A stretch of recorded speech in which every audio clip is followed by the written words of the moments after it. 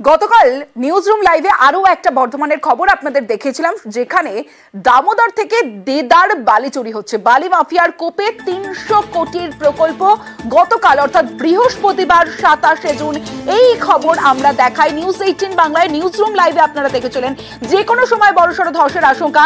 গলসিতে 300 কোটির জল প্রকল্প, পুরসভা জল প্রকল্পের নির্মাণ ভেঙে পড়ার আশঙ্কা প্রকাশ করা হয়েছিল গতকাল।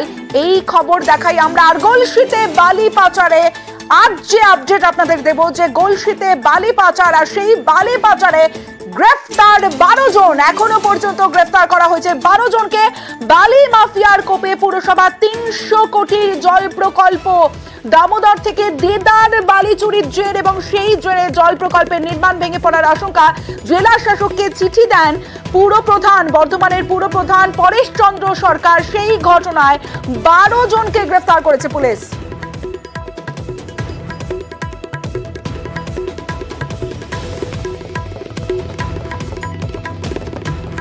কালকে আমরা যখন ইনফরমেশন পেলাম, ওখানে আজকে ভোরে থেকে আমরা আমাদের 3টে থানা, বর্ধমান থানা, গলসি থানা, খন্ডকুঞ্জ থানা, 3টে থানা মিলিয়ে ওখানে রেড করার পরে ওখান থেকে আমরা 12 লোককে অ্যারেস্ট করি।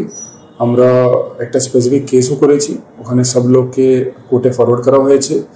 প্লাস যত গাড়ি ছিল সব গাড়ি সিজ করা হয়েছে।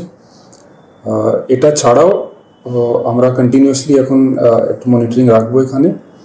আরও যেটা বলতে চাই কি, আমাদের গোটা বর্ধমান জেলাতেই আমরা কন্টিনিউয়াসলি রেড করছি। আমি অভিযোগ জানিয়েছি, একবারে সরকারি লেভেলে সর্বোচ্চ ডিপার্টমেন্টকে জানিয়েছি, ছবি সহ যেভাবে নৌকোগুলো দামোদরে বালি তুলছে, এটা বিপজ্জনক একটা ব্যবসা, যেটা আমাদের গ্যালারির ক্ষতি করছে। এবং আমার কাছে যেটা এখন আজকে খবর, যে ওখানে 12 জনকে অ্যারেস্ট করা হয়েছে, কিছু নৌকো বা যন্ত্রপাতিও ধরা হয়েছে। যা পুলিশ এখন অ্যাকশনে নেমেছে। না, beforehand police did not take any action, কিছু করেনি। আমরা সর্বোচ্চ অভিযোগ জানানোর পরে এই বালি মাফিয়াদের, বালি চোরদের ধরার জন্য পুলিশ নেমেছে। মুখ্যমন্ত্রী মমতা বন্দ্যোপাধ্যায়ের বার্তা আর তারপরে তৎপরতা তুঙ্গে। হাওড়ার ছবিটা দেখাবো। হাওড়ায় পথে পুলিশ প্রশাসন, পরিস্থিতির সরেজমিনে মন্ত্রী বিধায়করাও। নাগরিক পরিষেবা নিয়ে উচ্চ পর্যায়ের বৈঠকও হয়। জবরদখল ও বেআইনি পার্কিং নিয়ে আলোচনা হয় এবং পরিস্থিতি সরেজমিনে মন্ত্রী বিধায়করা তারা পথে নামেন। যেখানে যেখানে বেআইনি কার্যকলাপ হচ্ছে, সে বেআইনি বিল্ডিংয়ের ক্ষেত্রেই হোক, বেআইনি পার্কিংয়ের ক্ষেত্রেই হোক, বেআইনি টোটোর ক্ষেত্রেই হোক, বেআইনি জলাশয় বোঝানোর ক্ষেত্রেই হোক, পুলিশ উইল টেক অ্যাকশন এবং দরকার হলে গ্রেপ্তার পর্যন্ত করা হতে পারে এবং জামিন অযোগ্য গ্রেপ্তারি পরোয়ানা তাদের বিরুদ্ধে জারি করা হবে।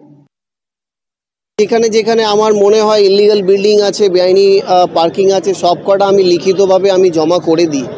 আর মানে যারা যারা অথরাইজ ডিলার্স আছে তাদের ওপরেও তাদেরকেও ডেকে অনেক ডাইরেক্ট ইনস্ট্রাকশন দেওয়া হবে, সেইগুলো নিয়ে আলোচনা হয়েছে। এই মিটিংয়ের পর আমি সিপি আর ডিএম যাচ্ছি ফিজিক্যালি ভিজিট করতে, কিভাবে কি করা যায় সেটা ওইখানে ফিজিক্যালি দেখে তারপরে ডিসিশনের ওপরে আসবো। গতকাল আরো একটা খবর আপনাদের দেখানো হয়েছিল, সেটা হলো আসানসোলে, যেখানে পুকুর বুঝিয়ে আরএসএস এর কার্যালয়। আর মুখ্যমন্ত্রী মমতা বন্দ্যোপাধ্যায়ের নির্দেশের পরে তৎপরতা দেখা গিয়েছিল সরেজমিনে। সেখানে যায় পুলিশ প্রশাসন। আর সেই বেআইনি নির্মাণের অভিযোগে আরএসএস কে নোটিশ, পুকুর ভরাট করে আরএসএস অফিস তৈরির অভিযোগ। গতকালই ঘটনাস্থল সরেজমিনে পুলিশ, পুরসভা যায়। আজ প্রয়োজনীয় নথি চেয়ে নোটিশ পুরসভার, 7 দিনের মধ্যে নথি জমার নির্দেশ। ওদের বিল্ডিং প্ল্যানটা যে পাঠানো হয়েছে, ওদের দিকটা পাঠানো হয়েছে, তারপর ওদের ট্যাক্স, হোল্ডিং ট্যাক্স, এই নিয়ে একটা চিঠি ওদেরকে করা হয়েছে। 7 ডেজ টাইম দেওয়া হয়েছে। 7 দিনের মধ্যে পেপারগুলো ওদেরকে জমা দেওয়ার জন্য বলা হয়েছে। যদি না জমা দিতে পারে, না জমা দিলে আইনানুগ যা ব্যবস্থা নেওয়া সেটাই করবো। তাতে বিল্ডিং প্ল্যান না থাকলে বিল্ডিংটা ভাঙতে হবে। দল দেখা হচ্ছে না, কোনো দলেই দেখা হবে না। যেটা মানুষের যেখানে লাগবে, কাজে লাগবে, সেখানটাতে কোনো দল নয়, মানুষের জন্য করতে হবে। পুর নিগম থেকে নোটিশ দিয়েছেন, 7 দিন সময় দিয়েছেন, কাজ করতে চেয়েছেন। আমরা রেসপন্স অফ দেয়ার লেটার 7 দিনে হয় না, দিনপূর্ণ আমরা একটা সময় চাইবো। মনে হচ্ছে ওরা যে অভিযোগ করছে, অভিযোগটা ভিত্তিহীন অভিযোগ। ওখানকার যারা পুরো লোক আছে তাদেরকেও জিজ্ঞাসা করছি, তারা বলছে এখানে ছেলেগুলো সব ফুটবল খেলতো, কোনোদিন এখানে কোনো ছিল না। যাই হোক, আমরা তাও বলছি দলিলপত্র দেখে আমি সবকিছু বলে দিতে পারবো, তো অভিযোগটা ভিত্তিহীন।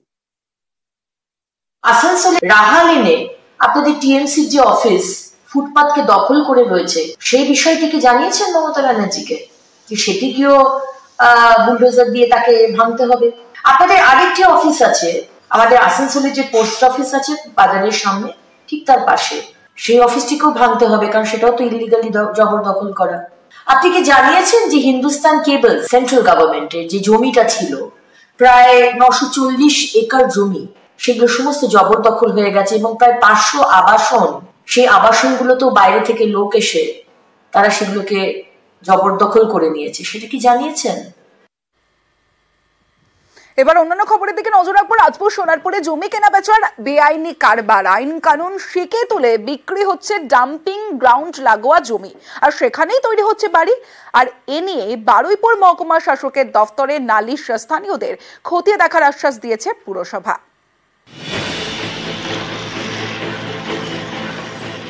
দক্ষিণ 24 পরগনার রাজপুর সোনারপুর পুরসভা, এখানে জমি বিক্রিতে দেদার বেনিয়ম। আইন ভেঙে বেমালুম ডাম্পিং গ্রাউন্ড লাগোয়া জমি বিক্রি হচ্ছে, সেই জমিতেই তৈরি হচ্ছে একের পর এক বাড়ি, সবটাই বেআইনি।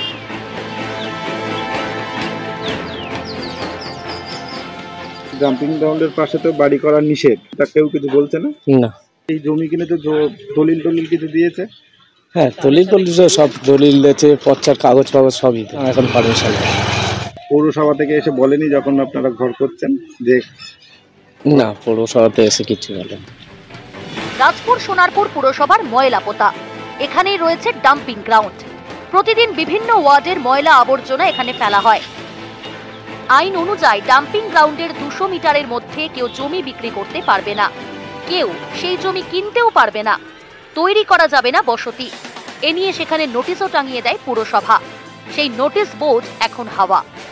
আইন ভেঙে একের পর এক জমি বিক্রি হচ্ছে, তৈরি হচ্ছে বাড়ি। এরই প্রতিবাদে সরব হন স্থানীয়রা। বারুইপুর মহকুমা শাসকের দপ্তরে লিখিত অভিযোগও জানান। এদিকে জমি বিক্রির কথা স্বীকার করে নিয়েছেন এক দালালও। যারা বাড়িগুলো করছে শুনুন, তারা তো প্ল্যানের জন্য দিচ্ছে, প্ল্যানের জন্য দরখাস্ত দিচ্ছে, মিউটেশনের জন্য দরখাস্ত দিচ্ছে। তারা যদি দরখাস্ত না পায় তাহলে কি করব? জমি তো কোনো গন্ডগোল নেই। এবারে পৌরসভা যদি কিছু একটা করে, যদি কিছু করে, সেটা পৌরসভার সঙ্গে ওরা যায় করবে। আমি তো বলেই বেছি, আমি তো না বলে বেছি না কাউকে। মানুষ তো করবেই, গরিব মানুষ থাকার স্বার্থে অনেক সময় বেআইনি কাজকর্ম করে। পৌরসভা আছে বেআইনি কাজে বাধা দেওয়ার জন্যে। আর তাছাড়া ওই এলাকায় যারা বাড়ি করছে তাদেরও নিজেদের যাতে হেলথ হ্যাজার্ড না হয় তার জন্যে এই বাড়িগুলো বন্ধ করার ব্যবস্থা করা উচিত, তৈরি করা, এবং যারা তৈরি করে ফেলেছে তাদের কম্পেনসেশন দিয়ে ওখান থেকে সরিয়ে দেওয়া উচিত। আমার কাছে এরকম কোনো অভিযোগপত্র আসেনি, আসলে আমরা তো খতিয়ে দেখবো নিশ্চয়ই। না, মৌখিকভাবে এখন আমি অন্তত এই বিষয়ে অবগত নই। যদি এরকম হয়ে থাকে তাহলে তো ব্যবস্থা নেওয়া হবে। সোনারপুর থেকে অর্পণ মণ্ডল, নিউজ 18 বাংলা।